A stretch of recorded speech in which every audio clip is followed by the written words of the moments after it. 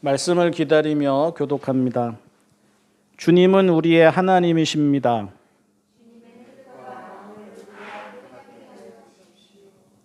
오늘 하나님께서 우리에게 주시는 말씀은 고린도전서 11장 27절에서 34절까지의 말씀입니다.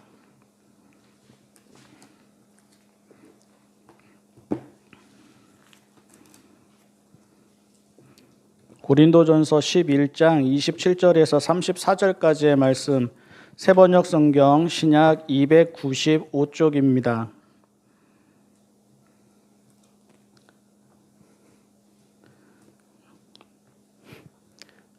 그러므로 누구든지 합당하지 않게 주님의 빵을 먹거나 주님의 잔을 마시는 사람은 주님의 몸과 피를 범하는 죄를 짓는 것입니다.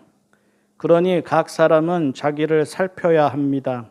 그런 다음에 그 빵을 먹고 그 잔을 마셔야 합니다. 몸을 분별함이 없이 먹고 마시는 사람은 자기에게 내릴 심판을 먹고 마시는 것입니다.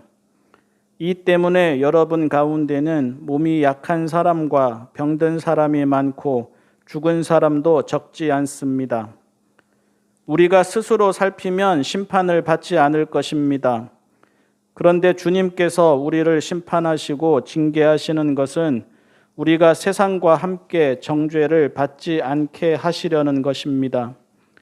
그러므로 나의 형제 자매 여러분, 여러분이 먹으려고 모일 때에는 서로 기다리십시오. 배가 고픈 사람은 집에서 먹어야 할 것입니다. 그것은 여러분이 모이는 일로 심판받는 일이 없도록 하려는 것입니다.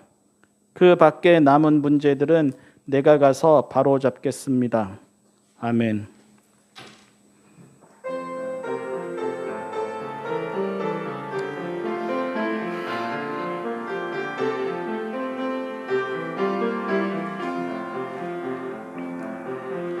이 말씀 따라 사는 동안 지치지 않게 하시고 이 말씀 따라 사는 동안 주님 나라 이루소서.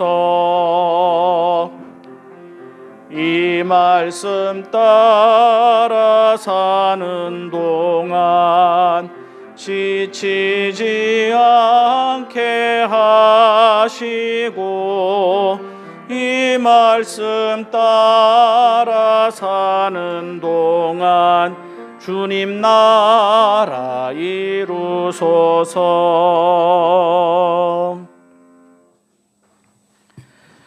학교에 가서 집에서 하듯 하면 안 되지 않습니까? 회사에 가서 집에서 하듯 하면 역시 안 되지 않습니까? 다 구별합니다. 옷도 다르게 입고요. 말도 다르게 합니다. 자세도 구별하고요. 태도도 구별합니다. 거꾸로도 마찬가지입니다. 회사에서 직원 대하듯 집에 와서 가족을 대해서는 안 되지 않습니까? 학교에서 학생이나 동료 대하듯 집에 돌아와서 가족을 대해서도 안 되지 않습니까? 누구라도 때와 장소에 맞게 판단하고 때와 장소에 맞게 행동해야 합니다. 어제 저녁에 결혼식에 다녀왔는데요. 결혼식 차림이 많이 자유로워졌다고는 하지만 아무렇게나 입고 온 사람은 없었습니다. 그냥 길을 가다가 카페에 들르듯 온 사람이 없고요. 편의점 가듯이 부스스한 얼굴과 아무렇게나 입은 옷차림으로 온 사람이 없었습니다. 결혼식장이라는 것을 이렇게 다들 의식하고 왔습니다. 신랑과 신부 가족에게 무례하지 않도록 조심하고 신중한 그러한 옷차림과 자세로 모두가 모였습니다. 우리가 오늘 읽은 말씀을 이해하려면 같은 맥락에서 출발해야 합니다. 교회로 모인 자리라는 데에서 시작해야 합니다. 교인들이 모여서 기도하고 말씀 듣고 교제하고 은혜를 나누는 자리라는 데에서 시작해야 합니다. 회사의 회식 자리가 아니고요. 근사한 연회 자리가 아닙니다. 회원들이나 친밀한 사람들만 참석하는 특별한 자리도 아닙니다. 형편에 따라서 자유롭게 와서 밥 먹으며 친한 사람들과 시간 보내다가 각자가 알아서 돌아가는 자리도 아닙니다. 교회입니다. 교인입니다. 그리고 또 하나를 유념해야 합니다. 본문이 주님의 성찬을 배경으로 한다는 것입니다. 주님의 몸과 피라는 말이 여러 번 나옵니다. 본문 바로 앞에는 성찬제정사라고 하는 내가 너희에게 전하는 것은 주께 받은 것이니 하는 말이 나옵니다. 그러니까 본문은 성찬에 참여하는 자세와 태도에 대한 말씀입니다. 다만 성찬의 의미가 오늘과 다릅니다. 예배에 들어가는 하나의 의식이 아닙니다. 주님의 희생에 초점을 맞춘 제사나 미사도 아닙니다. 일반적으로 성찬에 참여할 때마다 당연하게 여겨지는 게 회개, 대속, 생명, 구원, 거듭남, 그래서 눈물, 감격 이런 것들이 있는데 그런 의미가 아닙니다. 만약에 그런 의미라면 본문 안에 먹으려고 모인다는 말이나 배가 고픈 사람은 집에서 먹어라 하는 말이 나올 이유가 없습니다. 더더욱 본문보다 앞에 있는 21절에 먹을 때에 사람마다 제각금 자기 저녁을 먼저 먹음으로 어떤 사람은 배가 고프고 어떤 사람은 술에 취합니다 하는 말씀이 나올 이유가 전혀 없습니다. 본문이 성찬에 대한 말씀인 것은 맞습니다. 누구든지 합당하지 않게 주님의 빵을 먹거나 주님의 잔을 마시는 사람은 주님의 몸과 피에 죄를 짓는 것이라는 말씀이 성찬에 참여하는 자세와 태도에 대한 말씀인 것도 많습니다. 자기를 먼저 살피라는 말씀도 성찬 참여 자세와 태도에 대한 말씀이고, 몸을 분별함 없이 먹고 마셔서는 안 된다는 말씀도 성찬 참여 자세와 태도에 대한 말씀입니다. 다만 그때의 성찬은 오늘과 같은 성찬이 아니라 복음서에 나오는 예수님의 밥상을 의미합니다.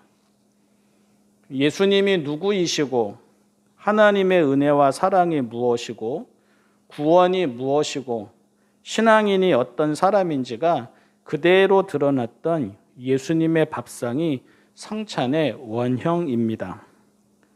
기념해야 하는 것도 그 밥상이고 기억해야 하는 것도 그 밥상이고 전해야 하는 것도 그 밥상입니다. 예수님의 밥상에 제외된 사람이 없었음을 기억해야 하고 예수님의 밥상을 통해서 나타난 있는 모습 그대로 받아들여지는 하나님의 나라를 기념하고 전해야 합니다. 본문이 말하고자 하는 것은 아주 단순하게 요약하자면 교회로 모여서 밥 먹는 일에 대한 것입니다. 그게 곧 예배이고 성찬이고 신앙이고 신앙인의 모습입니다. 교회로 모여서 밥을 먹을 때 어떻게 해야 하는지, 교회로 모여서 밥을 먹으면서 그렇게 해서야 되겠느냐 하는 것이 본문의 초점입니다. 그리고 그에 따라서 가장 즐겁고 복되고 풍성해야 할 자리가 죄와 심판을 먹고 마시는 자리가 될 수 있다는 경고입니다. 나름대로는 은혜를 나눈다고 하지만 죄를 짓고 있을 수 있고 모인 사람들끼리는 풍성한 교제라고 하지만 실제적으로는 심판을 자초하고 있을 수 있다는 말입니다. 1세기의 교회는 대부분 가난했습니다.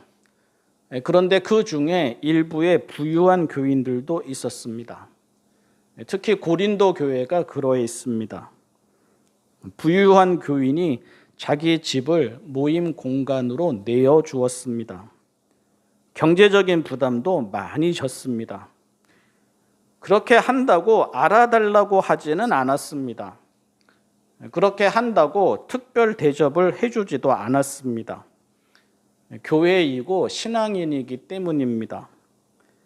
교회이고 신앙인이어서 내어주는 사람은 기꺼이 내어주었고, 교회이고 신앙인이어서 받는 사람은 감사함으로 받았습니다. 그런데 사람인지라 또 살아오던 방식이 있는지라 누구나 그렇듯이, 언제나 그렇고 어디서나 그렇듯이 의식하지 못하고 밖에서 하던 대로 하게 되는 일이 종종 일어난 것입니다.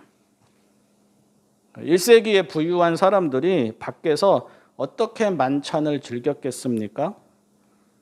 식탁에 모여서 비스듬히 누운 다음 하인들의 시중을 받으면서 먹고 마셨습니다. 남자와 여자의 구분이 있었고, 주인과 객의 구분이 있었고, 상석에 앉는 사람과 그렇지 않은 사람이 있었습니다. 안쪽 응접실에서 주인과 더불어 아주 즐겁게 먹고 마시는 사람이 있었고, 바깥쪽 마당에서 평범하게 먹고 마시는 사람도 있었습니다. 그들에게 식탁이나 만찬은 수준에 맞는 자리였습니다. 끼리끼리 어울리는 자리였습니다. 시중을 받는 사람이 있는 것이 당연한가 하면 시중을 드는 사람이 있는 것도 당연한 자리였습니다. 그렇게 사회생활을 한 것입니다. 상사가 참여하는 회식 자리에서 앉게 되는 자리를 떠올리면 되는 것입니다.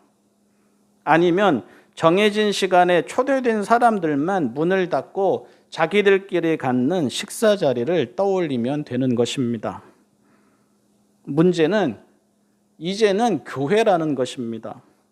그리스도의 몸이라는 것입니다. 주님의 이름으로 모인다는 것입니다. 그리고 그렇게 모여서는 주님이 보여주신 밥상을 기념하고 기억한다는 것입니다. 주님 앞에서 주님의 이름으로, 주님의 사랑과 희생으로 형제 자매가 됨을 감사하고 기뻐하면서 같이 밥을 먹는다는 것입니다. 때와 장소가 그렇다는 것이고 정체성과 신분이 그렇다는 것입니다. 안타깝게도 그게 안 되었습니다. 세상에서 하듯 하였습니다. 바깥에서 하듯 하였습니다. 집에서 하듯 하였습니다. 회사에서 하듯 하였습니다. 주님의 만찬을 위해서 각자 준비한 음식도 비슷한 수준의 사람들끼리 나누었습니다. 그들끼리 먹고 마시고 어울렸습니다. 이랬을 것 같습니다. 주일마다 모여서 은혜를 나누고 사랑을 나눌 수 있으니 참 좋다 하였을 것입니다. 이것은 주님의 몸입니다 하였을 것입니다. 이것은 주님의 피입니다 하였을 것입니다. 우리가 종종 노래하듯이 사랑의 나눔 있는 곳에 하나님께서 계시도다 하였을 것입니다. 주님의 사랑, 주님의 성찬 운운하며 즐거워하고 풍성한 사랑, 풍성한 교제, 풍성한 음식 운운하며 배부르게 먹었을 것입니다. 더 큰 문제가 있었습니다. 성도들이 다 아직 모이기도 전이라는 것입니다. 그때는 주로 밤에 모였습니다. 형편이 좋은 사람들, 여유가 되는 사람들은 아무 시간이라도 모이라고 하면 모일 수 있었지만 가난한 사람들, 하루 벌어서 하루 먹는 사람들, 노예들 등은 하루의 일을 다 마치고 나서 저녁이 되어야 겨우 자기 시간을 낼 수 있었습니다. 그 저녁 시간도 시간에 맞춰 오기가 빠듯했습니다. 제대로 된 옷차림을 갖추기도 어려웠고 함께 나눌 음식을 준비해서 오기도 어려웠습니다. 말 그대로 교회로 모이고자 하는 마음이 컸기 때문에 다른 일 다 뒤로 미루고 불이 나게 왔습니다. 말 그대로 교회이고 말씀을 듣는 자리이어서 땀내 나는 옷을 입고 고단하고 지친 몸에도 불구하고 최선을 다해서 왔습니다. 그런데 와서 보니 먼저 모인 교인들은 그들이 오기도 전에 먹고 마셨습니다. 식사 시간이 되었으니 먼저 온 사람들끼리 기도하고 먼저 온 사람들끼리 밥 먹자 하면서 그렇게 하였습니다. 그들의 기준에서는 시간 맞춰 올 사람은 다 왔다 이렇게 생각했을 수도 있습니다. 그들의 기준에서는 먼저 밥을 먹어도 아무 문제 없다 생각했을 수도 있습니다. 왜냐하면 밖에서는 늘 그랬으니까요. 세상에서는 늘 그랬으니까요. 어차피 자기들이 먼저 먹고 아랫사람들은 나중에 먹었으니까요. 어차피 안쪽에 있는 사람과 마당에 있는 사람은 분명하게 구분이 되었으니까요. 그들은 하던 대로 하였습니다. 의식하지 못했습니다. 그래도 되는 줄 알았습니다. 그러다 보니 가난한 교인들이 도착했을 때는 먼저 모인 자칭 수준 있는 교인들은 배불리 먹고 마음껏 마시고 한참 흥겹게 즐기고 있는 상태였습니다. 반면 늦게 온 교인들은 몸도 지치고 마음도 지친데 먹을 것도 없는 상태였습니다. 도시락 싸서 가서 먹는 자리이거나 회사에서 점심 먹는 자리라면 그럴 수 있는데, 교회이어서 왔는데, 주님의 이름으로 모인 자리이어서 왔는데, 와서는 주님이 본을 보이신 밥상을 보게 되는 것이 아니라 밖에서 높은 양반들이나 주인들이나 고용주들이 즐기던 밥상을 그대로 보게 된 것입니다. 이것이 합당하지 않게 주님의 빵을 먹거나 잔을 마신다는 말의 의미입니다. 이것이 자기를 살피지 않고 몸을 분별함 없이 먹고 마신다는 말의 의미입니다. 아무렇게나 살다가 성찬에 참여한다는 말이 아닙니다. 주님의 희생에 대한 감사와 감격 없이 성찬에 참여해서는 안 된다는 말이 아닙니다.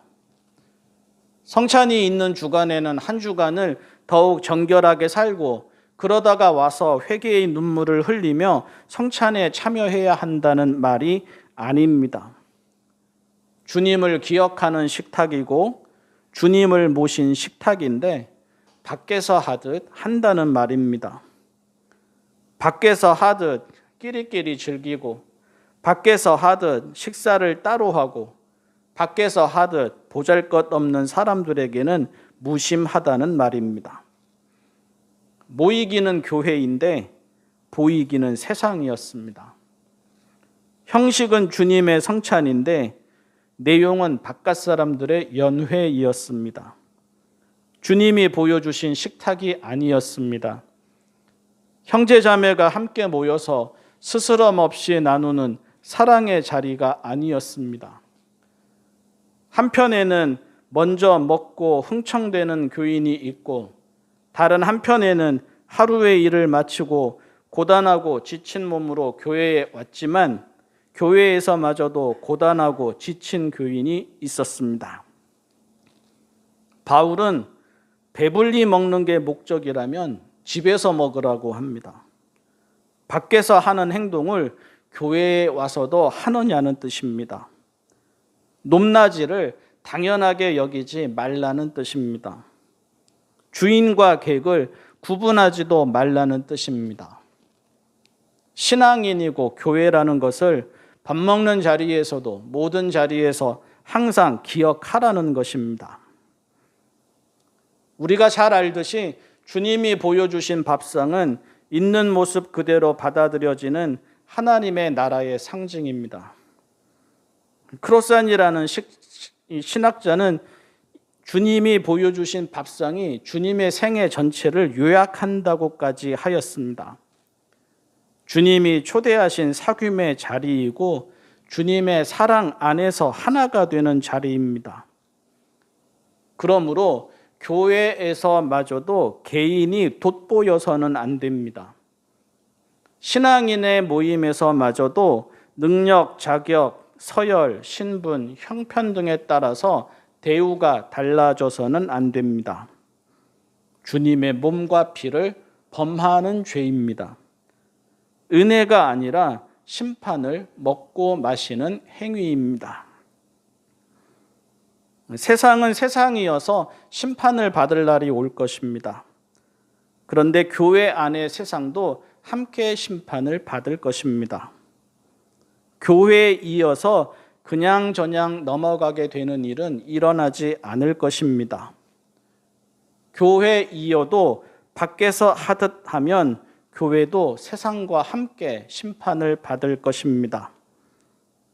주님과 상관없이 행동하면 이름만 교회이지 세상입니다. 주님이 보여주신 사랑과 사귐을 가볍게 여기고 밖에서처럼 먹고 마시고 어울리면 모이기만 교회이지 세상입니다. 우리 모두가 항상 살펴야 합니다. 밖에서 살아가는 시간이 훨씬 많지 않습니까? 바깥 사람들과 어울리는 시간이 훨씬 많지 않습니까? 스스로 살피지 않으면 세상에서 하듯 하게 되지 주님을 따르게 되지 않습니다. 이미 그런 모습이 많이 보입니다. 밥 먹는 일에서도, 돈 쓰는 일에서도, 집에서도, 사회에서도, 정치적인 선택에서도, 경제적인 선택에서도, 더 나아가 믿음에서도, 기도에서도 그런 모습이 보입니다. 교회가 교회라는 이름에 합당한지 의문입니다. 교인이 교인이라는 이름에 적합한지 의문입니다. 정직하게 돌아봐야 합니다. 진지하게 돌아봐야 합니다. 교회인지 교인인지 밖에서 하듯 하지 않는지 하던 대로 하지 않는지 그러면서 주님의 은혜와 사랑 운운하지는 않는지 우리 모두가 언제나 어디서나 특히 교회에서는 더더욱 돌아봐야 합니다. 기도하겠습니다. 사랑의 하나님 아버지, 주님의 이름으로 모여서 세상에서 하듯 하지 말게 하여 주십시오. 신앙인이고 교회인이 밖에서 하듯 하지 말고 신앙인답고 교회답게 하여 주십시오. 밖에서 하듯 말하지 말게 하여 주십시오. 세상에서 하듯 행동하지 말게 하여 주십시오. 저희가 누구이고 저희가 왜 모이는지를 의식하게 하여 주십시오. 생각, 마음, 말, 행동 등을 구별하게 하여 주십시오. 예배할 때에도, 기도할 때에도, 교제할 때에도 세상에서 하듯 하지 말게 하여 주십시오. 밥 먹을 때에도, 돈을 벌거나 쓸 때에도, 정치적이거나 경제적인 선택을 할 때에도, 공부하거나 일할 때에도 세상에서 하듯 하지 말게 하여 주십시오. 매사에 주님을 의식하게 하여 주십시오. 모든 자리에서 신앙인이게 하여 주십시오. 특히 교회에서는 더욱 그러하게 하여 주십시오. 교회로 모여서 세상을 말하지 말게 하여 주십시오.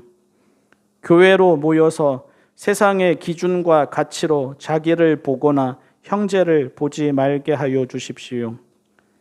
주님의 마음과 뜻을 따르게 하여 주십시오. 주님이 보이시고 행하신 대로 따르게 하여 주십시오. 그래서 교회이고 그래서 교인임을 알게 하여 주십시오.